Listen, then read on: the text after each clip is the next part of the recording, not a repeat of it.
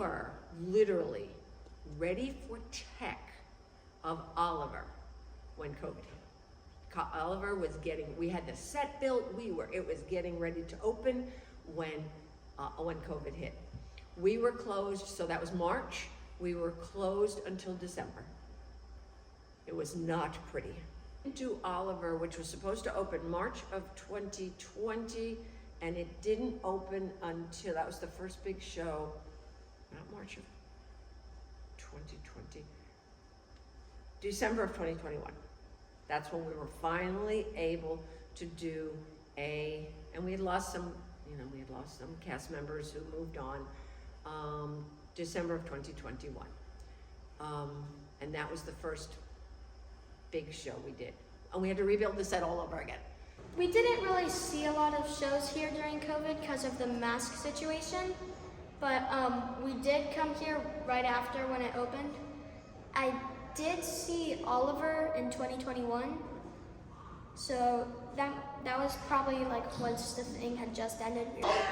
When COVID happened, I was in school and I was doing my BA in theater, and so we did a lot of things online, a lot of acting online, a lot of plays fully done online, and it's amazing the way that actors are able to be creative and use any form to communicate the medium. It was really troubling because as far as arts, we depend on people coming to see shows, ticket sales, advertising, sponsorships to keep the doors open. And I saw so many organizations around the country that closed shortly after that and never reopened. We're fortunate in this community that most of the theaters that were probably affected by COVID are still around. Not saying it's not a struggle, because it's always a struggle with arts and funding, but I think people are realizing that the arts are important. We lost a great deal of money. Luckily, I will say the federal government did have it was a while before we got any, but it was called Save Our Theaters or something, grants that you could apply for, and we did get some money, which made up for some of it. And it took a long time before audiences came back, though.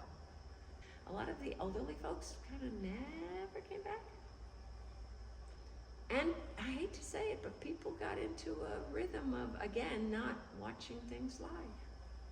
Watching things on their little phones and tablets and computers. Everybody had to sign a COVID waiver when we first came back for it's only been a couple of shows now this season that they haven't had to sign the COVID waiver, absolving us from responsibility if they get COVID. We do tell people, please, if you're sick, don't come. But there have not been any performances canceled this season for sure. So our season starts in September and runs to the end of August. So this season has been good, but yeah, it was ugly. It's really, really, really wonderful to be back in a theater in sort of what the full capacity was before COVID happened. There really is nothing like putting something on a stage in front of an audience, and I am just so grateful to not have to sing with a big duck mask on my face anymore, but I am also really grateful that I had the opportunity to grow through that, and it changed how I approach a show, how I approach a character, and how I interact with the people around me. So yeah. My journey with Ragtime started over 20 years ago when I saw it on Broadway. And I said, I want to direct that show here because I think it's a show that everybody should see or listen to or be a part of. And so I kept pushing and pushing, and we finally are here doing Ragtime about the American dream and social injustices and people wanting to find their place in America. So I think it's just a great show. This show means a lot to me. It's my favorite musical of all time. Come see Ragtime.